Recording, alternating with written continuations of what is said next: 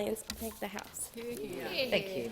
Member for Flinders. Thank you, Madam Deputy Speaker. One of the most simple premises of Australian public life is that you only make promises you both intend to and you are capable of keeping.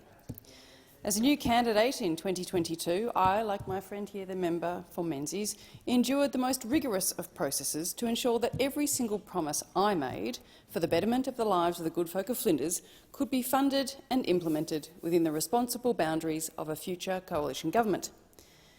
It was a process that was thorough, if not bordering on torturous, but it meant that both I and, more importantly, my constituents could be confident that whatever I said I could deliver, I would actually deliver under a returned coalition.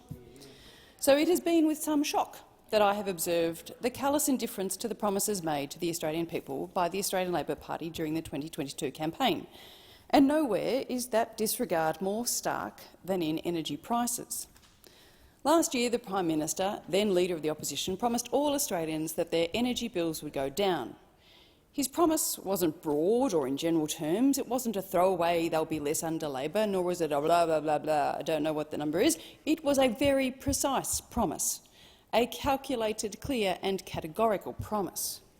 Electricity prices will go down by $275. $275. Not $200, not $250, but $275 on the money, not a penny more and not a penny less.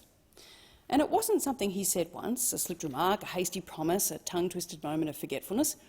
He said it 97 times. 97 times.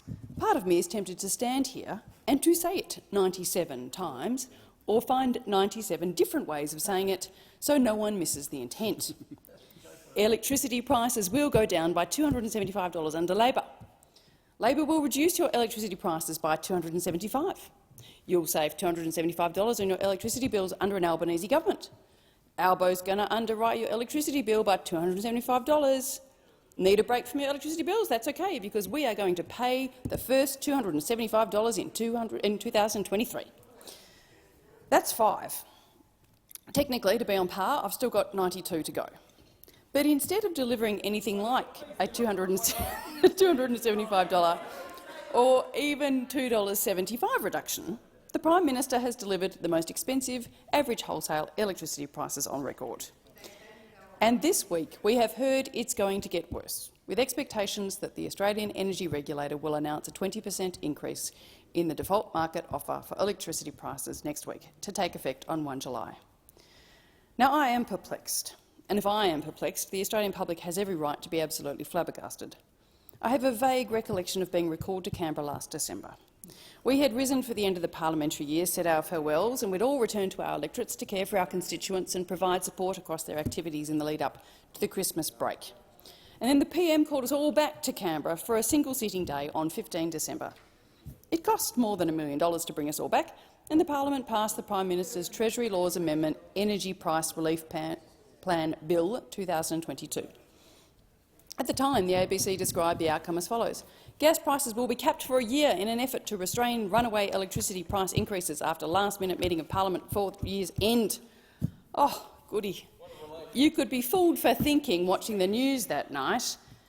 And then the letters started to come from power companies across the nation to our kitchen tables, telling us we faced 30% increases in the next year. Dear Elizabeth, on 1 February 2023, your natural gas rates are going up. We understand this isn't the news you want to hear, or perhaps expected to hear, and we're here if you need to talk to us. What's happening at a glance? We estimate it will cost you an additional $730 a year, $900 a year, $1,000 a year.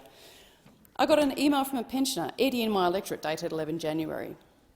I would like to express my concern re the recent price increase as advised by my service provider. On the information provided by them, I have calculated the current charges for domestic supply will increase, in my case, by 39.6% effective February 2023.